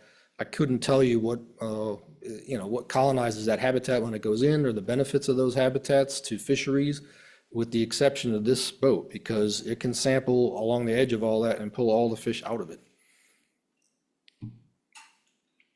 I wanted to show you that Jason Adrians wears more than a bow tie. Sometimes he wears a PFD, but if he were standing up here, he would tell you that, of course, there's some caveats with this. So the first caveat is that this data I'm showing you, it's remarkable, but it's only within the Barataria Basin, and it's only the first 6 months. I don't expect we're going to see any drop off. I think things will actually get better over the next 6 months as we finish the Barataria Basin, but we need to do this across all of our basins statewide to benchmark this with the seines, as I mentioned before. And then the hope would be that ultimately we replace all those seine samples with electrofishers statewide, move in that direction, and then get really good data for at least a couple of years to where we can establish that baseline. So what is that baseline? If you could literally get the electrofisher to use all 280,000 watts of power and get up to 88 miles per hour and go back to 1985, 40 years ago, what would the samples look like? Would they be similar to what you see in these two bins here, which are from the two dippers on a sample, or would it be twice the catch effort back in 1985 that we have right now, or 3 times that catch effort? We don't know. We can't benchmark the electrofisher against itself back when we started seine sampling. So we have 40 years of seine data, but we don't have 40 years of electrofishing data. So at some point, we have to have a hard start in the time series to move forward from. Unfortunately, we just can't go backwards. And bear with me, finally, I'd like to thank a few folks here. So first off, the biologists in coastal study areas 1 and 3 for their assistance and hard work over the past 6 months, in addition to their regular assigned duties on top of those duties. None of this would have been possible without Matt Duplessis, Jonathan Winslow, and Sean Kinney in Inland Fisheries for their knowledge, technical expertise, insight, and willingness to go above and beyond to help. Peyton Cagle, Christian Winslow, and Patrick Banks for their constant help with logistics and maintenance coordination on the vessel. Joe West, Eric Lang, and the stock assessment team in the back. I like to call it the Skunk Works. Their help with data analysis and scientific sampling rigor to set up this design from the beginning to make sure we get it right. William Hanno, especially for his tremendous help in daily operations, field expertise, troubleshooting, and data review. Jason Adrians in the back for his project oversight, hard work in the field, and valuable scientific input since the start of this project, and even before, back through 2016. This wouldn't have been possible without him. Chad Corville for his continued support of this project and quest for better scientific data and fisheries management. Brad Trasher in the back and CCA Louisiana for their overwhelming support of this project and the need for better data. And finally, I'd like to end with Assistant Secretary Montague and Secretary Bosworth for their wholehearted support of this from the initial project launch through now. And of course, Governor Landry, because of his support and dedication to better data to feed into better science and pushing this department to do a better job. I think it's well deserved for his thanks as well. So if you have any questions about this, I'd be glad to answer them. Thank you. Thank you for the presentation. Very informative, and I think it's great. It's good stuff. I just had a couple questions. So, and you kind of answered. I'd written down baseline. How long would it take to really have a good baseline of information? And then, like you say, you're only in one basin right now, so we have to be able to get throughout the whole state. Do we have the funding to do that? Do we have the equipment? I think it's very important that we do it and try to get this information gathered as quickly as we can. Yeah, I agree. I think that's exactly right on point. And these things, unfortunately, are super expensive. That's part of the problem. Ultimately, we need 5 of these to be able to do this on a monthly basis to cover across the entire coast. So we have 4 more. Hopefully, we're working on a second one here soon. But yeah, funding is a big limiting factor. But once we have 5 of these in action, sampling every month, that'll be the start of where we say no more seine samples. We're replacing those with the electrofishing samples, and moving forward, start to develop those indices of abundance. On certain fisheries like striped bass fishery on the East Coast, they track those year classes and they come up with a year class recruitment index, and they get a long-term average. And then they look at how does this year class compare to that long-term average? And they can say, we've got a great year class coming up right now that was spawned this year. We're going to track it for the next 2 years for redfish, for example, and be able to potentially come to you guys and say, hey, we're going to have a great year class coming in 2 years that'll hit the slot. You could potentially think about loosening up regulations for 1 year, sunset, and go back to what we have. But it gives anglers that additional opportunity maybe for a year. Or if we have a freeze, it may be the opposite. We may say, hey, these guys got hit really hard. If you tighten up regulations a little bit just for that year class coming in from the freeze, then we won't have to take massive change 5 years from now. So we hope that that's the ability what we'll have in the long term to be able to work through that. Okay. You say very expensive. Could private funding help with this? Will the department, if people came up with money to help fund getting more out there, is that a possibility? I think as long as we don't directly manage whoever that funding source would be, it would not be an ethical problem. Okay. I mean, just looking for opportunities. I mean, it's so important and there may be people out there may be private dollars that want to help to get this accomplished. Yes, and absolutely, the department, either by itself or through our foundation, has the ability to accept donations and that kind of stuff for things that we do to focus on our mission. Okay, very good. Commissioner Blanchard? Thank you, Chris. Well, Chris, on this new technology of this, does it work on shrimp? Can you? Oh, yeah. We could? Oh, yeah. It's unbelievable. So we could get a better analysis of what we have in the water with shrimp rather than with the nets itself. Yeah, so going back to that table of the species count that I had, brown and white shrimp are within the top 4, basically on both the seines and the electrofishers. We don't currently use seine shrimp data because they're just too small at that point in the year, but this actually samples pretty much all sizes of shrimp, from big white shrimp all the way down. That's what I'm trying to allude to, because if you electrify it, you're getting from the tiniest to the biggest, and you hit this wide variety, and my God, that could change a lot of stuff. Yeah, a game changer for setting seasons and when and where and, with this. It's similar to our 6-foot trawl data because it's up against the edge of the marsh, right, where we're sampling.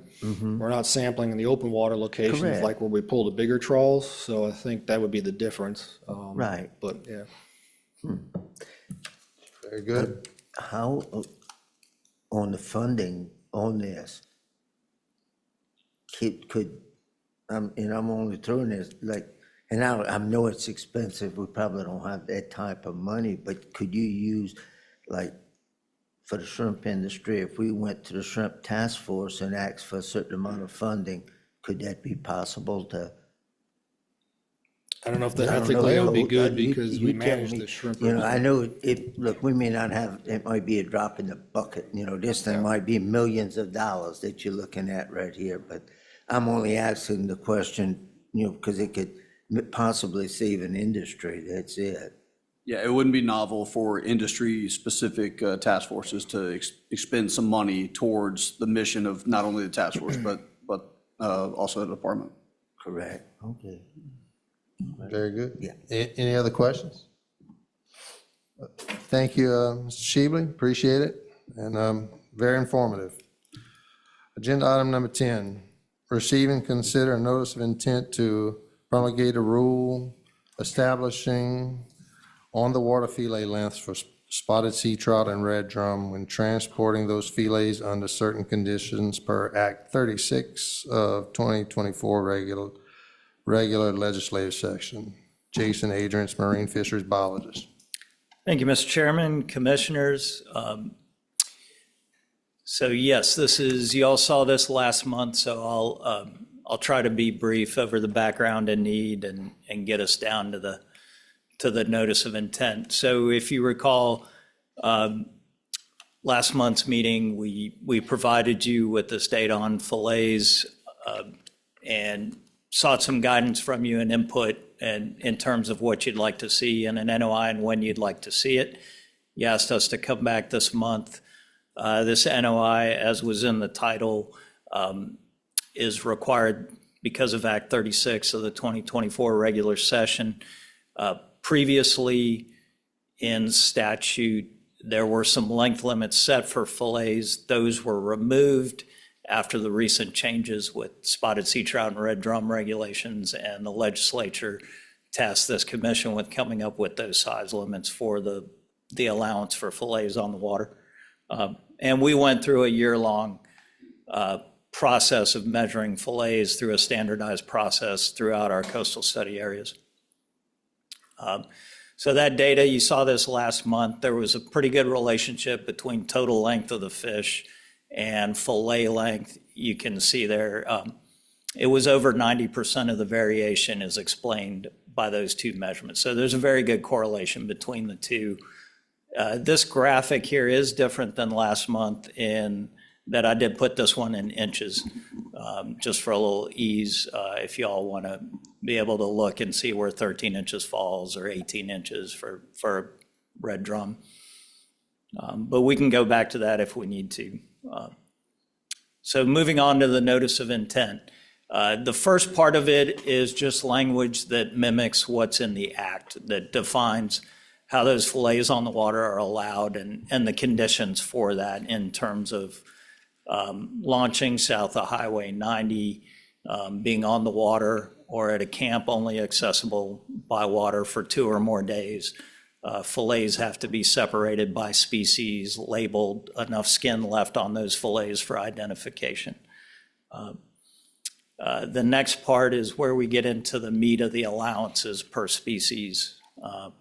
So the current proposed language here is that spotted sea trout fillets have a range that go along with the slot of a minimum of 8 inches for a fillet and a maximum of 13 inches. However, an angler can have up to 8 fillets over 13 inches to account for those fish allowed over 20 inches. Now, this right now is based on a full 2-day possession limit, which is allowed by the Act. So the 8 fillets is for those 4 fish that you'd be allowed in 2 days over the limit. Same in the next part where we discuss the amount of total fillets, which would be 60, which would be equivalent of 30 spotted sea trout, a 2-day limit. And then the 15 total fillets allowed outside of the range currently listed in here is based on a 25% allowance. However, after some discussions this week and some concerns, there is another option we could go here. We could word this similar to how some of the catfish regulations are worded, where you could choose to word this as up to 25% of the fillets in possession. And then you could simply round up. The math is not always going to be a whole number, so you could round up to the nearest whole number. So that is an option here instead of the 15 total fillets. But both the numbers in here are based on a 25% allowance for a total 2-day possession. So with red drum, the size range you can see here is 10 inches to 18 inches for the fillets, no allowance for an overage because we no longer allow the harvest of those overslot reds. And that would be a total of 16 red drum fillets, and the 25% allowance currently in here is 4 total fillets based on that 2-day possession. So that's the heart of the NOI, and I can come back to this at the end of the presentation if y'all have any further guidance. So the proposed NOI should publish in the February State Register. If you all pass it, we'd have to go through the FEIS process, get that completed. So we're looking at a February publication. which would mean public comment would be through March 27th of this year. If there's no oversight, no amendments, it could publish as early as May 20th. And of course, with most NOIs, we have the secretarial authority in there granted by the commission to take it through final. And I'll take any questions. Okay, thank you, Mr. Adrians. Any questions? Jason, Commissioner Blanchard? Jason, on this new NOI, it's only for camp owners that own camps, or can a recreational fishing, if he goes out like on a Friday and he stays out on the water, can he use this same procedure, or, for filleted fish? I'm only finding out what's the rules here. Yeah, so the way it's worded is on the water or at a remote camp for 2 days or longer. Correct. So if you were on your boat for 2 days or longer. So how do you prove that? Acts enforcement? I'm only, The law and the regulation just says to the department's satisfaction. A lot of times you'll have a receipt from a boat launch or some other way that you can show, hey, I've been out here for multiple days. all right, thank you. Okay, any other questions? Comments? Okay, so we have an NOI, and need to see if we have any motion to adopt it. I'll make a motion, we adopt the NOI as presented. Okay, a motion by Commissioner Blanchard, second by Commissioner Martin. All in favor? Aye. Okay, it's adopted. Thank you. Thank you. Okay. Agenda item number 11, election of a chairman and vice chairman. I'll entertain any nominations for chairman. I'll make a motion, we nominate Andy Brister as chairman for the 2026. Okay, we have a motion to nominate Commissioner Brester. Do we have any other motions? Seeing none, it looks like we close the nominations, and Commissioner Brester, congratulations. You'll be serving as chairman 2026, so congratulations. Question. Is he aware that South Louisiana exists? Yeah. We're gonna have to make sure he knows that. Yeah, All right, so, okay, now we'll move on to election of a vice chairman. Same thing, do we have any nominations for vice chair? I nominate Chairman Wall. Okay, we have a nomination for Commissioner Wall. Do we have any other nominations for vice chair? Seeing none, we have we'll close nominations. And Commissioner Wall, congratulations, you'll be vice chair 2026. All right, got that taken care of. Now, we have item number 12. Public comment. We have Rick Owens with Louisiana Wildlife Federation.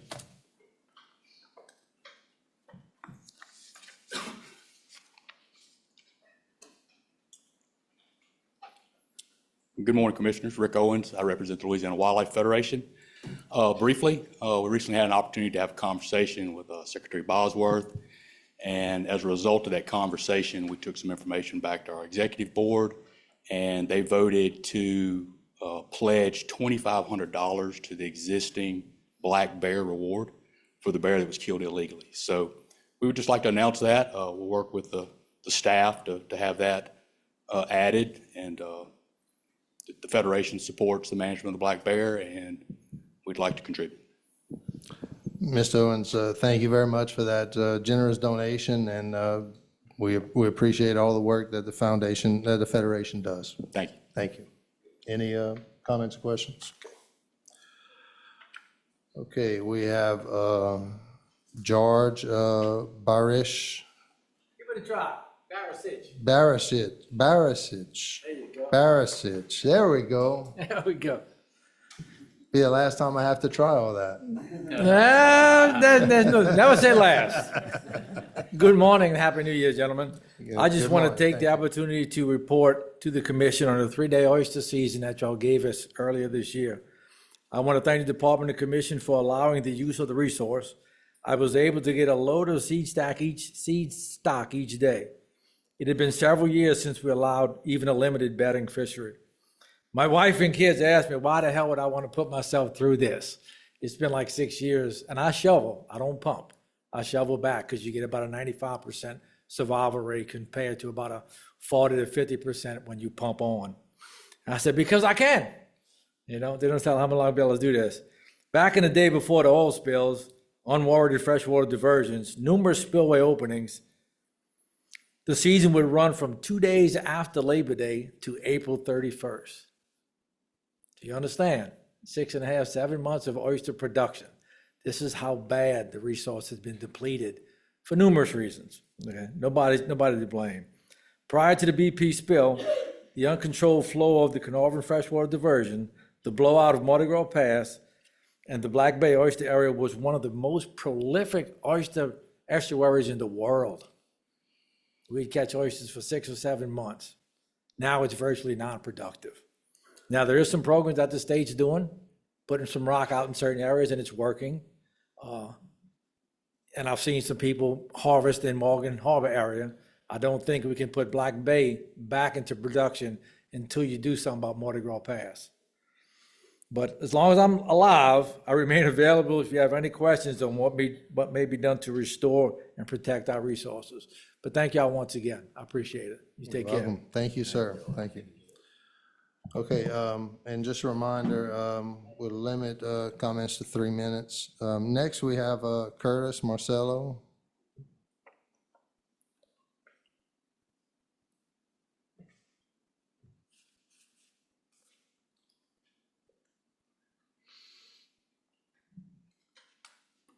Good morning, gentlemen. Happy New Year.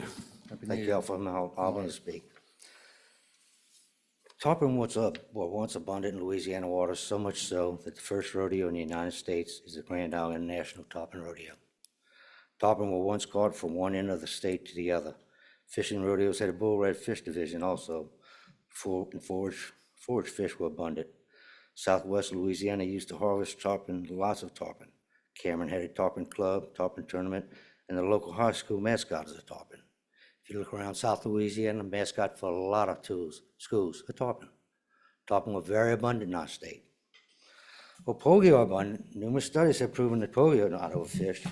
What about the fish that feed on the pogie? What about the fish that feed on the pogie? Yeah, the pogie are fine. But the fish that feed on them, they're disappearing. We no longer have tarpon all over the state. Read about other states and the devastation the pogie industry has caused. Why let them repeat the history over and over? Why can't we learn from their mistakes? The bycatch study was a determining factor. That just baffles me. I mean, page 21 of the May 20th, 2025 report clearly shows 22 foot of water is required under the nets. 22 foot of water is required for the fish to escape under the nets. 22 foot was clearly discussed by numerous people as the report was presented. A quarter of a mile does not provide a depth of 22 feet. Representative Joseph Orgeron has a map that shows the 22-foot line. This is what science of the bycatch study has shown.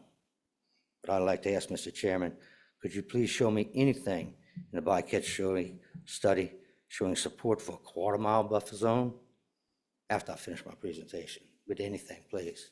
And again, Mr. Blanchard, next to you, have you ever decided, we talked right after the last meeting, you had no idea why you made that decision? Have you ever decided why you made that decision? The bycatch study shows, lost my place, I'm sorry. 2 redfish per set were being caught. There must be a lot of nets tearing out there because hundreds of them up here in the dead on the beaches. Something's wrong with that report. You got to clearly see that. I mean, come on, 1 and 2 redfish per set while we're getting hundreds on our beaches? That doesn't work. That's not kosher. Something's wrong there. Gotta be. The May 20th, 2025 report, introduction, first introduction paragraph. 6 lawsuits are referenced in the first introduction paragraph, 18 in the second paragraph. How much has the foreign industry cost the United States businesses over the years in lawsuits alone? 100 metric tons in 1940, and now they're down to 400 metric tons. Once again, commercial fishery industry is attempting to kill all the fish in the sea, and it had to be stopped. And it's only because other states have stopped them that they're not still doing it. We haven't done anything. Other states put limits on them. They're taking 762 million pounds Mr. of Marcel, fish. thank you for your comments, but that's your 3 minutes. Thank you, sir. Appreciate you. You're welcome. If I could, I'd like to find out where I get some of the information that is in the NOI. Talk to one of you gentlemen back here, and I guess you can get it from him. It's, But that would be anywheres in, on our website, or we can talk to some of the, or Cole. You Yeah. tell us where the best place to find Mr. it. Marcello, it's published on the state register, and I'd be happy to get you a hard copy here today if you'd like one. if you could, Yes, sir. if you could email it to me, that'd be great. Okay, yep, Okay. no problem. Because Very good. I've looked on the site, and I can't figure out how to get into the documents. I Understood. found it, but I just can't figure out how to get all the way into the state documents. Thank you very much for your time, Thank gentlemen. you, thank you. Okay, we have Dr. Marge Gill, Silent Voices Wildlife Rehab.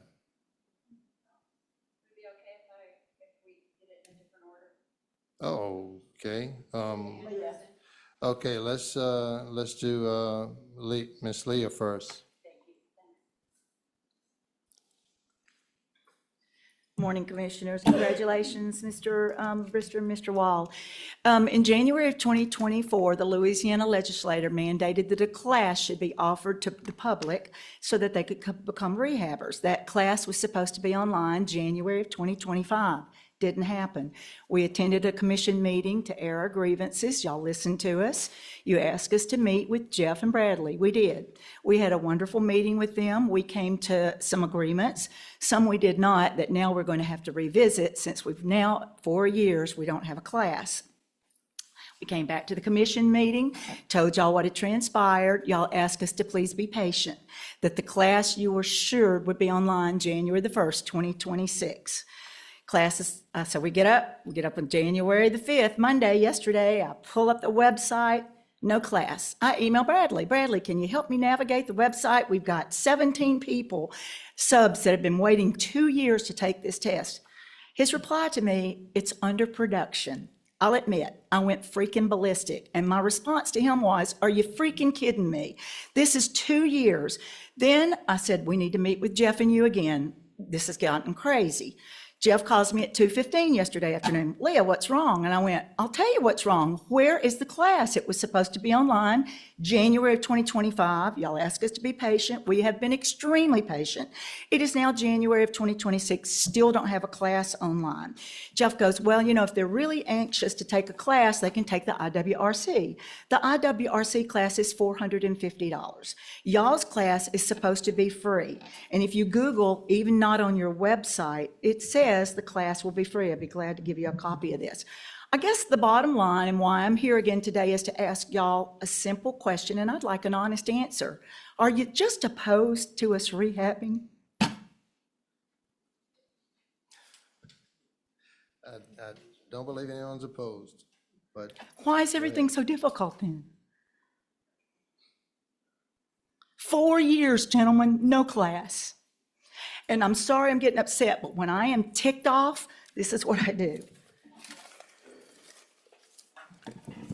Are y'all going to address, I mean, I'm not trying to create enemies, but something's got to be done. Are we going to get a class? Commissioner, Mr. Chair, if I may. Yes. Look, I talked to Bradley, and it was intended to be up, but there were some issues with OTS getting the training going. So they were working on that yesterday with OTS to get it on the website and get it working. We had gotten it posted, it just would not work. So we are committed to getting that training on the website. Tyler had given us the go-ahead to do that, so we will get it. I understand you're frustrated. No, you don't, because we've heard this for 2 Thank you. years. All right. I mean, I appreciate Thank that, you. but we just keep hearing the same thing, and then the can keeps kicking down the street, and we're beyond frustrated. We've Yeah, tried to do respectfully. everything y'all have asked us to do. Thank you. Thank you for You your haven't heard it comments. from me yet. Thank you. No questions, okay. Okay, Deborah Tharp, Silent Voices Rehab.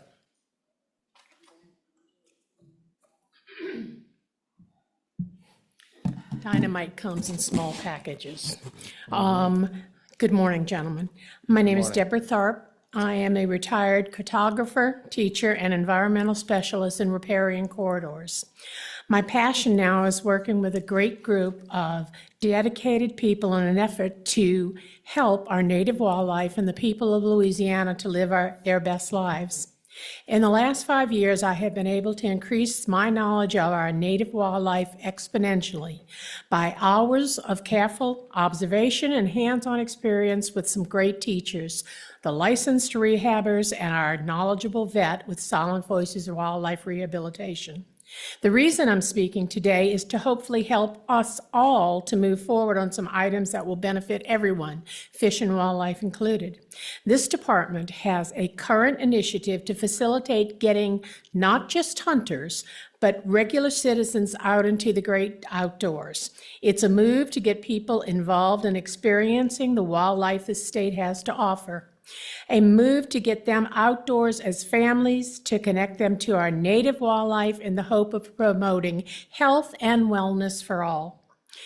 If that is a goal, what better way to achieve it than by using what you already have?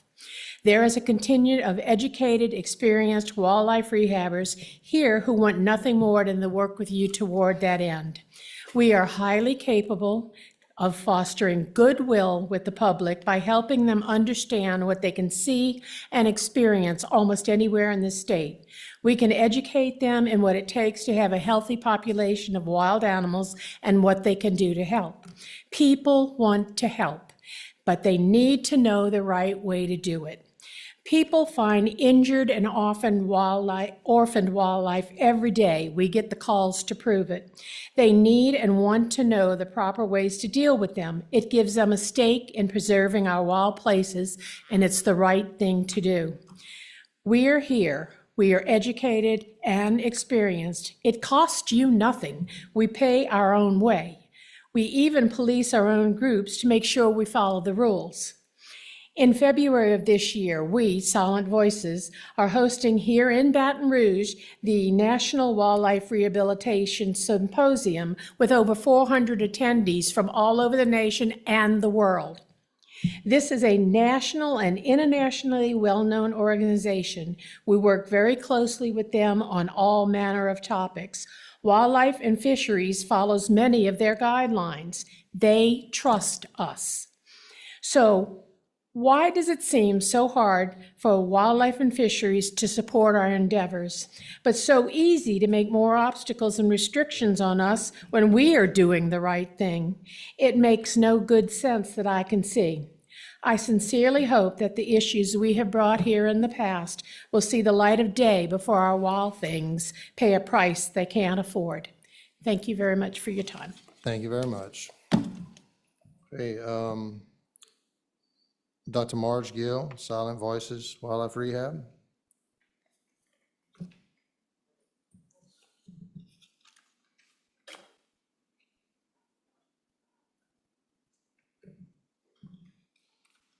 Thank you, Commissioners, for your time. We really appreciate it. As you can see, the three of us are here representing Silent Voices. I'm the veterinarian that works with them as well as other rehab groups. I'm a retired veterinarian from LSU. I probably told you all that before. I wanted to point out that although we may appear sometimes to be, we are not hysterical humaniacs. We are just we don't believe necessarily in animal rights. We believe in animal welfare, and that's what we're trying to do here, trying to accomplish. The other day I thought about what would happen if there were no rehabbers in the state of Louisiana. You know, just a hypothetical situation, what would that look like? Well, I would guess that Wildlife and Fisheries would field hundreds of calls every day that these ladies take. That would be, I think, a tremendous burden on Wildlife and Fisheries. And then my mind went to who answers the phone and what are they going to say when people call in, they have an injured or orphaned mammal, for instance. The other person on the other end of the phone, there might be options, but two that came to my mind were that person is going to say, let nature take its course.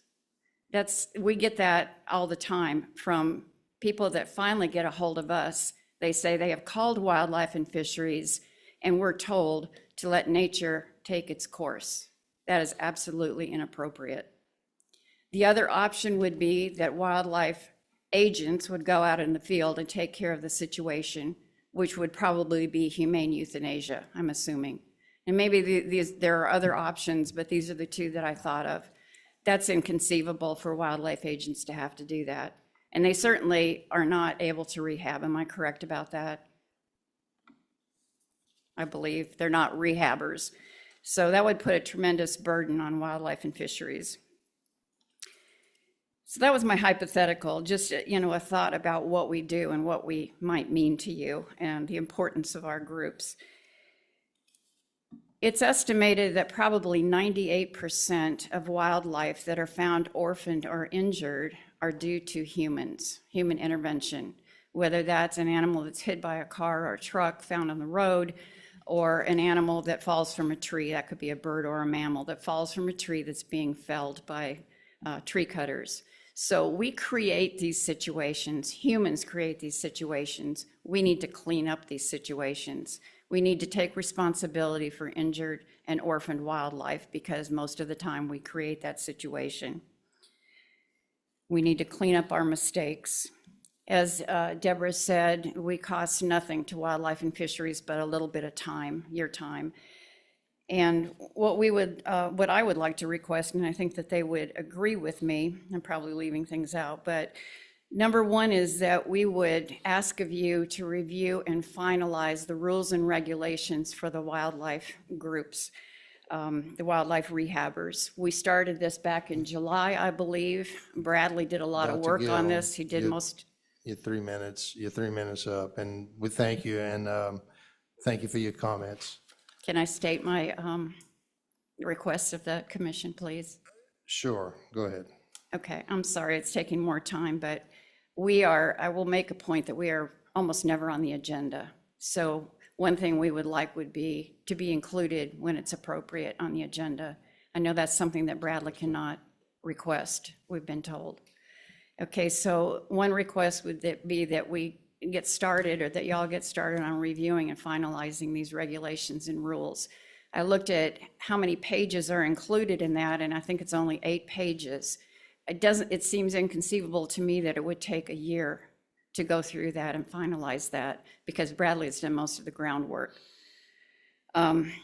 Also, as an aside, just a figure, the sub-permittee thing, subs are not able to take the course or the test online and haven't been able to do that for 3 years.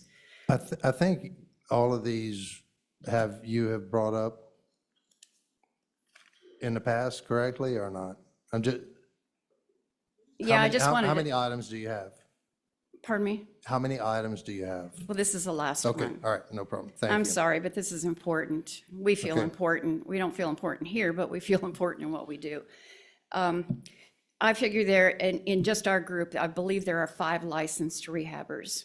They can each have 5 sub-permittees according to the rules and regulations as they stand now. There hasn't been a test or a course in 3 years. If those 5 people could have 5 subs each year and get them licensed after that year, that would be 25 licensed people per year. That hasn't happened over 3 years. We have missed out on 75 rehabbers over the last 3 years. And that would help us tremendously, and I would think it would help y'all too. I appreciate you listening and giving me extra time. Thank you. Thank you for your comments. All right. Entertain a motion to adjourn? Oh, you have a question? Oh.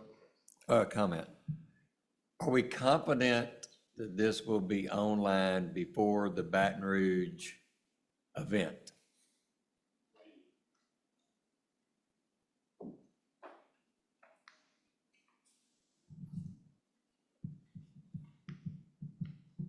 Commissioner Wall, Randy, he just walked out. I will get that question. Oh, he's talking. I'll get that answer for you after the commission meeting. We'll have a discussion if we can. I can't speak for OTS, is what I'm saying. I'll have to, I don't know the latest since the conversation yesterday afternoon. He's got a phone? Yeah, I mean, you want me to call him right now? I do. Okay.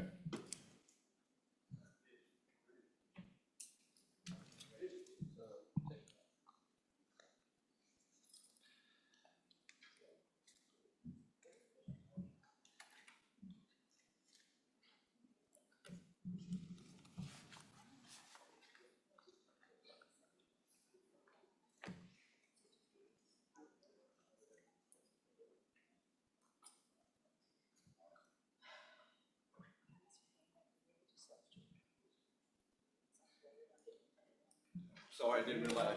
Commissioner Wall. Just verifying too, the process we're working on, trying to get it finalized by tomorrow afternoon to get it back online.